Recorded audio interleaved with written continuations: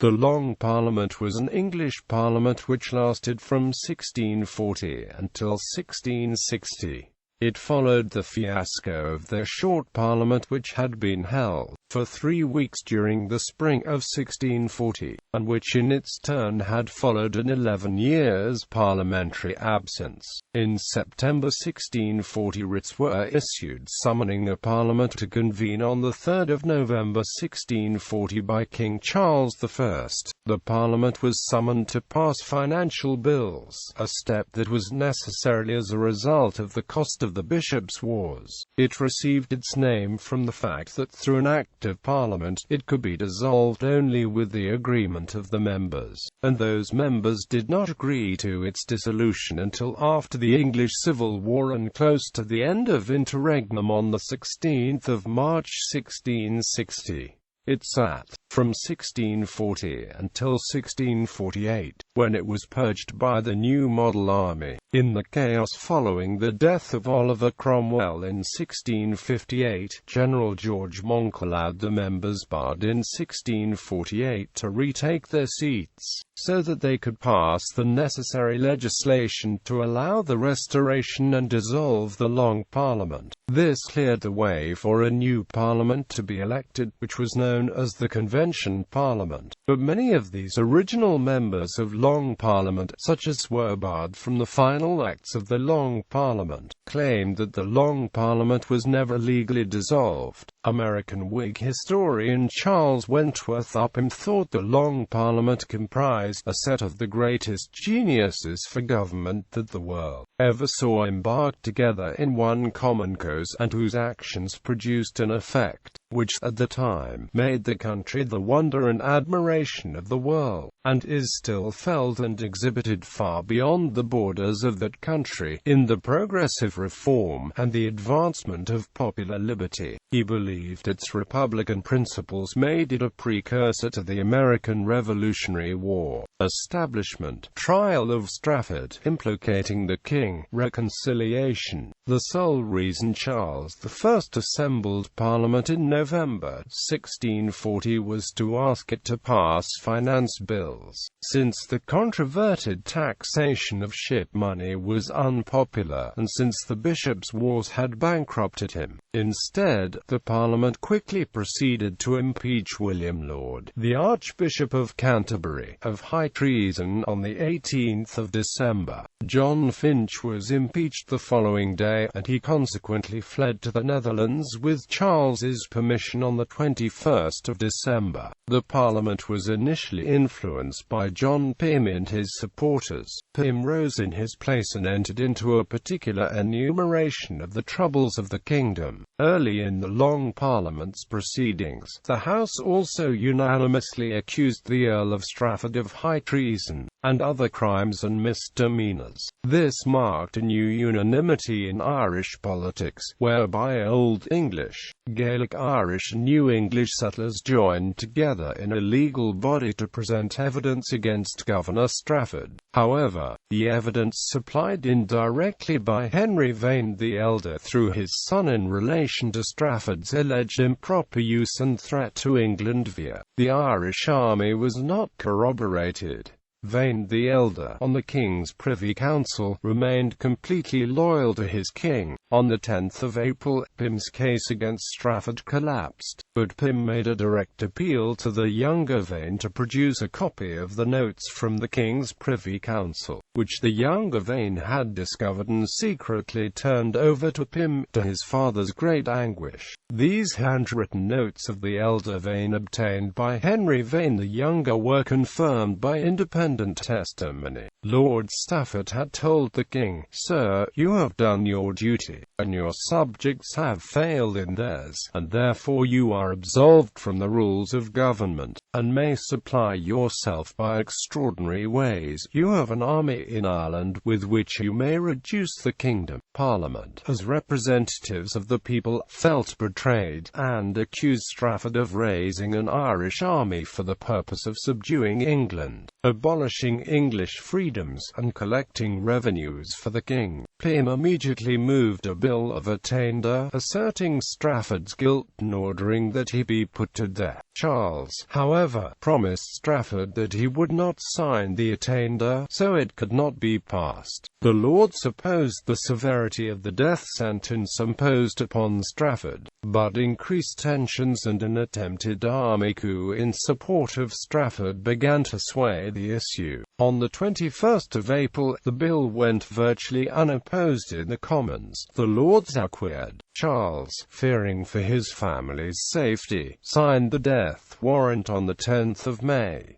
Strafford was beheaded 2 days later. With the king having been implicated, the Long Parliament passed the Triennial Act, also known as the Dissolution Act, in May 1641, to which the royal assent was readily granted. In the meantime, both Parliament and the king agreed to an independent investigation of royal involvement in Strafford's plot. This Triennial Act required Parliament to be summoned at least once every 3 years, and stipulated that when the king failed to issue proper summons, the members could assemble on their own. This act also forbade ship money without Parliament's consent, declared unlawful both fines in distraint of knighthood and forced loans, severely cut back monopolies, and abolished the courts of Star Chamber and High Commission by the Habeas Corpus Act 1640 and the Triennial Act 1641. The very doctrine of modern freedoms have, to some degree, their origins in these acts. All remaining forms of taxation were legalized and regulated by the Tonnage and Poundage Act. The billeting of soldiers was funded, whereas it had not been under Charles, and the Ship Money Act 1640 vacated the contentious ship money issue. On the 3rd of May, Parliament issued the Protestation of 1641, attacking the wicked counsels of Charles's government. Those who signed the petition undertook to defend the true Reformed religion, Parliament, and the King's person, honour, and estate. Throughout May, the House of Commons passed several bills attacking bishops and Episcopalianism in general, but each time the Lords refused to acquiesce. Charles made several important concessions to Parliament, but improved his own military position by securing the favour of the Scots that summer. He promised the official establishment of Presbyterianism in Scotland. In return, he enlisted considerable Scottish support, but the incident, an attempted royalist coup in Scotland, significantly undermined Charles's credibility there. The Irish Rebellion, which started in October 1641, brought the control of the army back into the discussions between king and Parliament. Led by John Pym, Parliament presented the king with a grand remonstrance, which the House of Commons passed by 11 votes on the 22nd of November 1641. It listed over 150 perceived misdeeds of Charles's reign, including putting the church under the influence of foreign papists, and royal advisers also have engaged themselves to further the interests of some foreign powers. The second half of the remonstrance proposed solutions to the misdeeds, including church reform and parliamentary influence over the appointment of royal ministers. In December 1641, Parliament asserted control over appointment of army and navy commanders in the militia ordinance. The king rejected the grand remonstrance and refused to give royal assent to the militia ordinance. Charles believed that Puritans had encouraged the Scots to invade England in the recent bishops' wars. He thought the Puritans had been stirred up by the 5 members, the vociferous MPs John Pym, John Hampden, Denzil Hollis, Arthur Hazelrigg, and William Strode, also Viscount Mandeville, who sat in the House of Lords, and that the 5 intended to turn the London mob against him. When rumours reached the court that they were also planning to impeach the Queen for alleged involvement in Catholic plots, Charles decided to arrest them for treason. No king had ever entered the House of Commons, but on Tuesday, the 4th of January 1641, 1642, in gross violation of parliamentary privilege. The king entered the house with armed men to arrest the 5 members. They had been warned and fled. Charles sat in the chair of the Speaker of the House, William Lenthal, looking around in vain for the 5 members. He commented, "I see the birds have flown." Quote. He then turned to Lenthal, who stood below, and demanded of him whether any of those persons were in the house, whether he saw any of them and where they were. Lenthal fell on his knees and replied, "May it please your Majesty, I have neither eyes to see nor tongue to speak in this place, but as the House is pleased to direct me, whose servant I am here." After failing to arrest the 5 members and fearing for his safety, Charles left London on the 10th of January. Most Royalist MPs also departed. However, because of the Dissolution Act, the Long Parliament continued to sit during and beyond the Civil War, without its Royalist members. Charles declared Parliament in rebellion and began raising an army. He set up his court at Oxford, where the Royalist MPs formed the Oxford Parliament.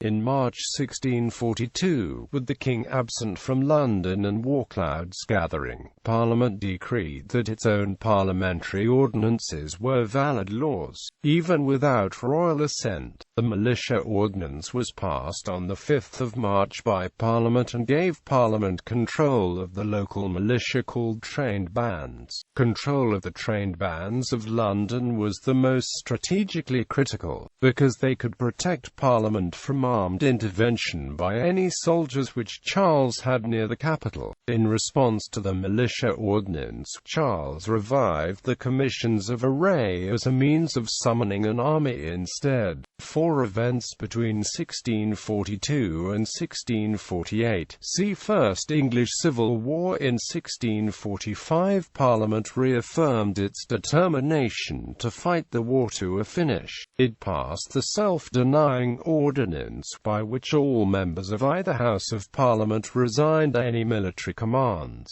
and formed the new model army under the command of Fairfax and Cromwell.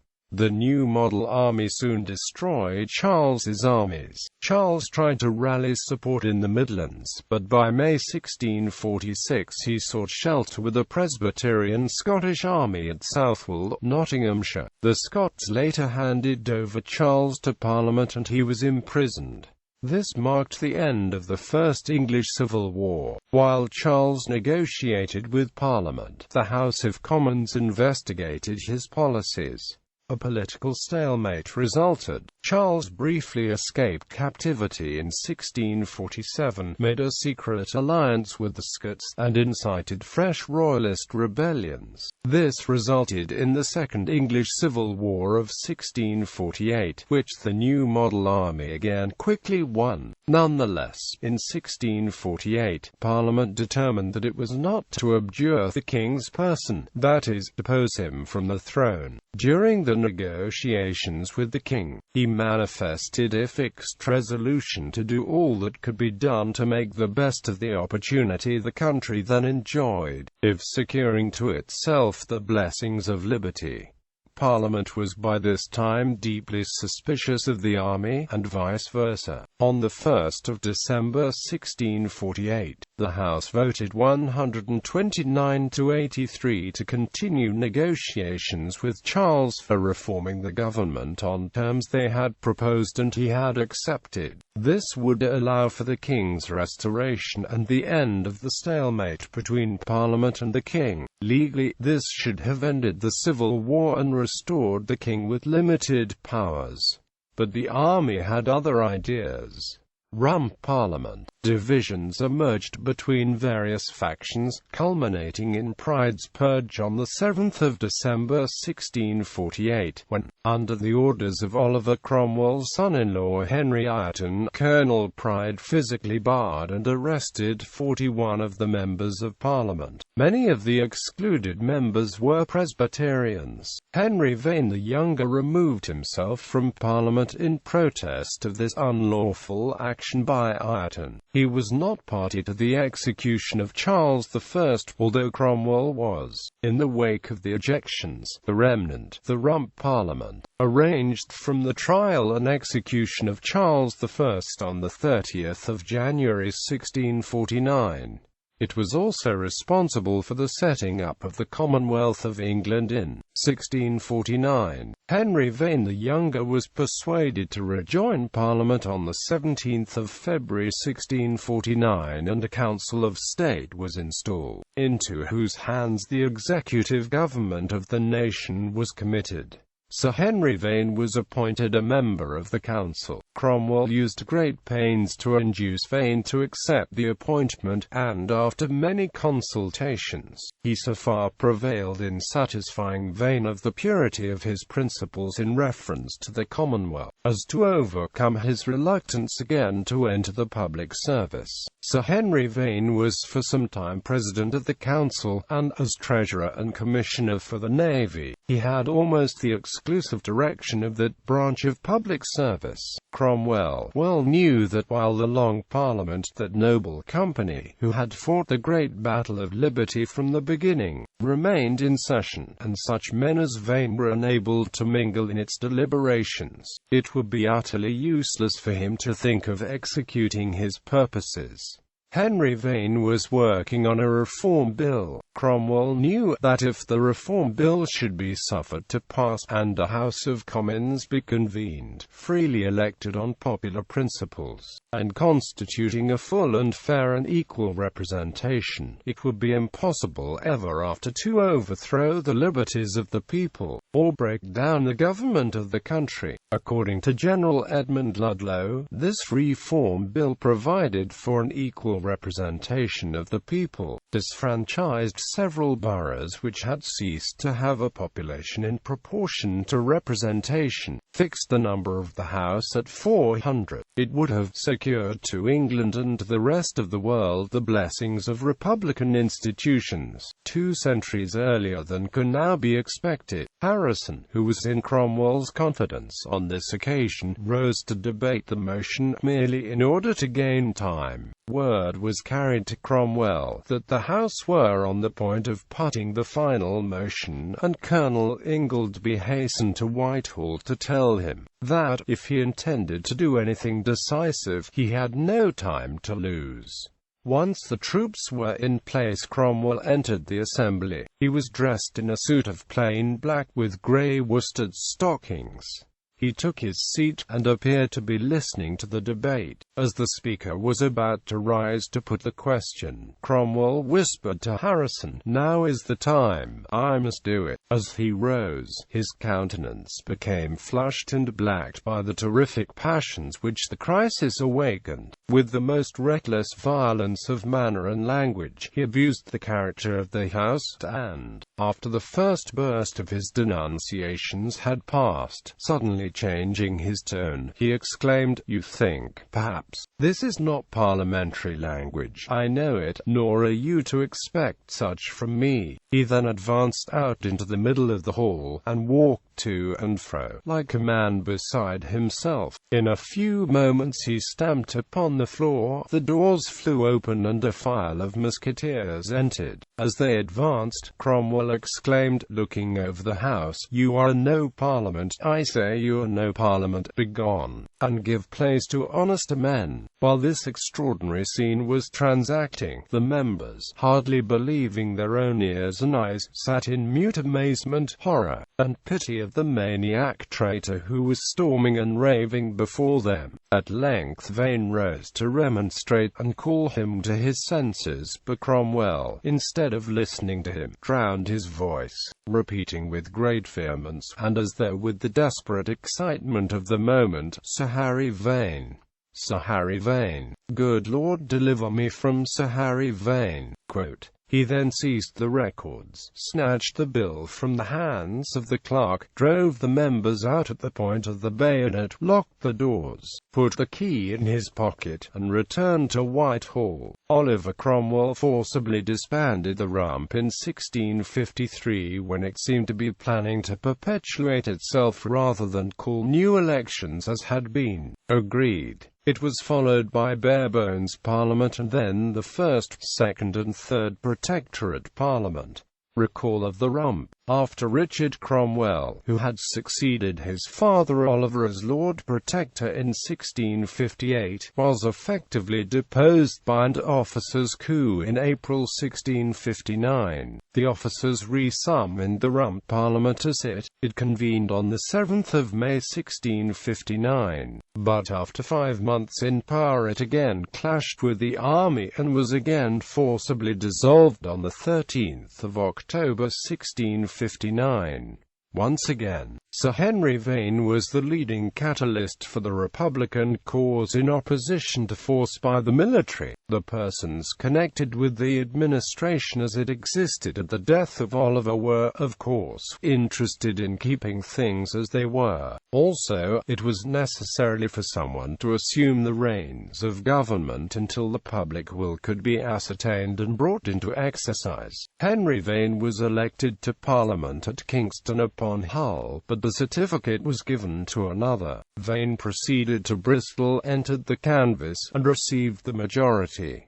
Again the certificate was given to another. Finally Vane proceeded to Whitechurch in Hampshire and was elected a third time and was this time seated in Parliament. Vane managed the debates on behalf of the House of Commons. One of Vane's speeches effectively ended Richard Cromwell's career. Mr. Speaker, among all the people of the universe, I know none who have shown so much zeal for the liberty of the country as the English, at this time, have done. They have, by the help of divine providence, overcome all obstacles, and have made themselves free.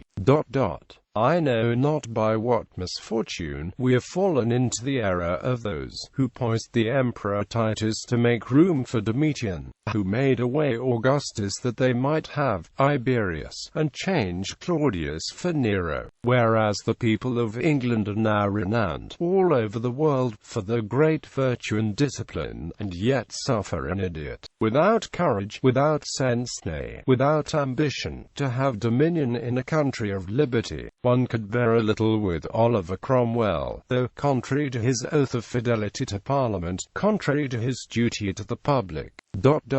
But as for Richard Cromwell, his son, who is he? Where are his titles? For my part, I declare, sir, it shall never be said that I made such a man my master. This speech swept everything before it. The Rump Parliament, which Oliver Cromwell had dispersed in 1653, was once more summoned to assemble, by a declaration from the Council of Officers dated on the 6th of May 1659. Disruption. Edmund Ludlow made several attempts to reconcile the army and Parliament in this time period but was ultimately unsuccessful. Parliament ordered the regiments of Colonel Morley and Colonel Moss to march to Westminster for the security, and sent for the rest of the troops that were about London to draw down to them also with all speed. In October 1659, Colonel Lambert and various subordinate members of the army, acting in the military interest, resisted Colonel Morley and others who were defending the Rump Parliament. Colonel Lambert, Major Grimes, and Colonel Sydenham eventually gained the points, and placed guards both by land and water, to hinder the members of Parliament from approaching the House. Colonel Lambert subsequently acquitted himself to Henry Vane the Younger, Edmund Ludlow and the Committee on Safety, an instrument of the Wallingford House party acting under the misdirection. Nevertheless, Parliament was closed once again by military force until such time that the army and leaders of Parliament could effect a resolution. Rule then passed to an unelected Committee of Safety, including Lambert and Vane, pending a resolution a compromise with the army. During these disorders, the Council of State still assembled at the usual place, and the Lord President Bradshaw, who was present, though by long 6 Magnus very weak and much extenuated, yet animated by his ardent zeal and constant affection to the common cause. Upon hearing Colonel Sydenham's justifications of the proceedings of the army in again disrupting Parliament, stood up and interrupted him, declaring his abhorrence of the detestable action, and telling the council that being now going to his God, he had not patience to sit there to hear his great name so openly blasphemed, and thereupon departed to his lodgings, and withdrew himself from public employment. The Council of Officers at first attempted to come to some agreement with the leaders of Parliament. On the 15th of October 1659, the Council of Officers appointed 10 persons to consider of fit ways and means to carry on the affairs and government of the Commonwealth. On the 26th of October 1659, the Council of Officers appointed a new Committee of Safety of 23 members. On the 1st of November 1659, the Committee of Safety nominated a committee to consider of and prepare a form of government to be settled over the 3 nations in the way of a free state and commonwealth, and afterwards to present it to the Committee of Safety for the further considerations. The designs of General Fleetwood of the army and the Wallingford House party were now suspected as being in a possible alliance with Charles II. According to Edmund Ludlow, the Wallingford House party, as if infatuated by a superior power to procure their own destruction, continued obstinately to oppose the Parliament, and fixed in the resolution to call another. On the other side, I was sorry to find most of the Parliament men as stiff in requiring an absolute submission to their authority as if no differences had happened among us, nor the privileges of Parliament ever been violated, peremptorily insisting upon the entire subjection of the army, and refusing to hearken to any terms of accommodation, though the necessity of affairs seemed to demand it, if we would preserve our cause from ruin. Edmund Ludlow warned both the army and key members of Parliament that unless a compromise could be made it would render all the blood and treasure that had been spent in asserting our liberties of no use to us, but also force us under such a yoke of servitude that neither we nor our posterity should be able to bear. Starting on the 17th of December 1659, Henry Vane, representing the Parliament, Majors Salloway and Colonel Salmon, with powers from the officers of the army to treat with the fleet, and Vice Admiral Lawson, met in negotiating a compromise. The Navy was very adverse to any proposal of terms to be made with the Parliament before Parliament's readmission, insisting upon the absolute submission of the army to the authority of Parliament. A plan was then put in place declaring a resolution to join with the generals at Portsmouth, Colonel Monk and Vice Admiral Lawson, but it was still unknown to the Republican party that Colonel Monk was in league with King Charles II. Colonel Monk, though a hero to the restoration of King Charles II, was also treacherously disloyal to the Long Parliament, to his oath to the present Parliament, and to the good old cause. Ludlow stated in early January 1660, when in conversation with several key officers of the army, "Then," said Captain Lucas, "you do not think us to be for the Parliament?" Quote, "No indeed," said I, "and it is most manifest to me, that the design of those who now govern the Council of Officers, though at present it be covered with pretences for the Parliament, is to destroy both them and the friends, and to bring in the son of the late King." This statement may be verified by the many executions of key Parliament members and generals after the restoration of King Charles II. Therefore, the restoration of King Charles II could not be enacted, the Long Parliament acting freely under its own authority, but only under the influence of the sword by Colonel Monk, who traded his loyalties for the present Long Parliament, in preference to a reformed Long Parliament and to the restoration of King Charles II. Finally, on the 22nd of April 1660, Major General Lambert's party was dispersed, and General Lambert taken prisoner by Colonel Ingoldsby.